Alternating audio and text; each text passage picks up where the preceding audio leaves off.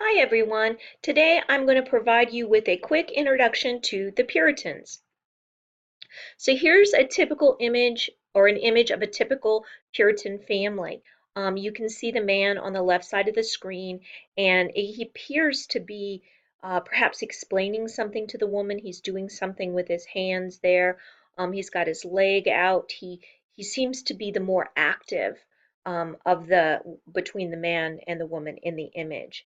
And then next to the woman, you see the two children, and that's really symbolic because it was her role to educate and care for the children. That was her job. While the man went out into the community and had various tasks that he was supposed to take care of, the woman stayed at home, cared for her children, and cared for the man.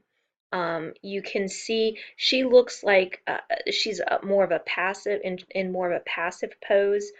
She has her arms crossed. There's a child in the foreground that looks to have like a toy in its hand, and in the back you see a young child with a book.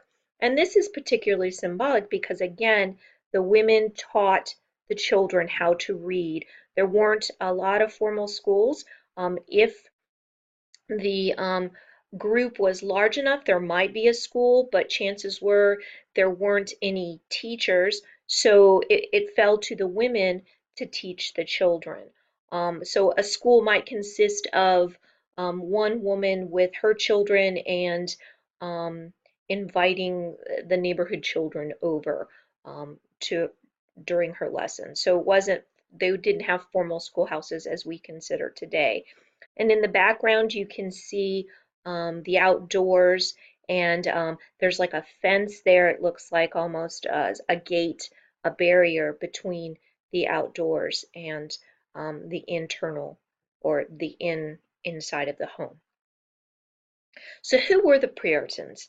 The term is first used as an insult by traditional Anglicans to belittle those who criticized or wished to purify the Church of England. The Puritans were also considered zealous members of the Church of England, but they were dissatisfied with the religious compromises made by Elizabeth I after the European Reformation. They sought further Calvinist reforms of the Anglican Church, particularly the abolition of ritualistic aspects they considered idolatrous. So basically, what they were upset about or unhappy with is that the Church of England continued to use symbolism and such as crosses or images of Christ or the Virgin Mary in their religious practices. And the Puritans really wanted to go back to basics. They did not believe that you needed any of these images to represent your belief in God. And so they found these kinds of images to be too closely connected to the Catholic Church, and they really wanted to purify any sense of Catholicism, any remnants of it left in the Church of England. And because they were so zealous, they were staunchly persecuted and ended up moving to um, Denmark and other European countries to flee their persecution because they were murdered um, and just generally outcasts, imprisoned if they preached any of their beliefs. So they left, in many cases, they left England or they kind of worked under the table. They tried to keep their beliefs hidden so that their friends and neighbors wouldn't find out, because in which case they would be subject to imprisonment or torture or murder. And so when the colonies or when Britain was sending over colonies, large Puritan groups gathered together and petitioned to be permitted to go to America because they felt that they once there, practice their religious beliefs without um, offending any of their English families. So the Puritan colonies were the most literate, organized, and economically successful of all of the early English-speaking colonies. So all of the British colonies that were sent to America, this really was the cream of the crop. They really came to America with a plan. And it makes sense because their lives depended on it. They were really looking for a place to establish themselves, to be safe, and to practice their beliefs. The Puritan life in America, they didn't have an established government. They didn't have a code of laws. There was no shared business or economic interests, no firmly established social customs beyond that of what was determined by the church. And the Puritans were more democratic at the Massachusetts Bay Colony than the Pilgrims at the Plymouth. And I'm going to tell you on the next slide the difference between the two. There are two distinctly different groups of Puritans. The separating Puritans, or the Pilgrims, they were the Plymouth colonists, and they believed that the Church of England was corrupt. Therefore, true Christians must separate themselves from it. So there was no redemption of the Church of England. It was similar to the Catholicism. It was so deeply rooted in those traditions that there was no saving it. There was no way that it could be fixed. The non-separating Puritans, just the plain old Puritans, were the colonists who settled in the Massachusetts Bay Colony. And they believed that you could reform the church and you didn't need to separate from it, but that it needed to be fixed and repaired, and that there were ways that you could improve it without just, starting all over from scratch.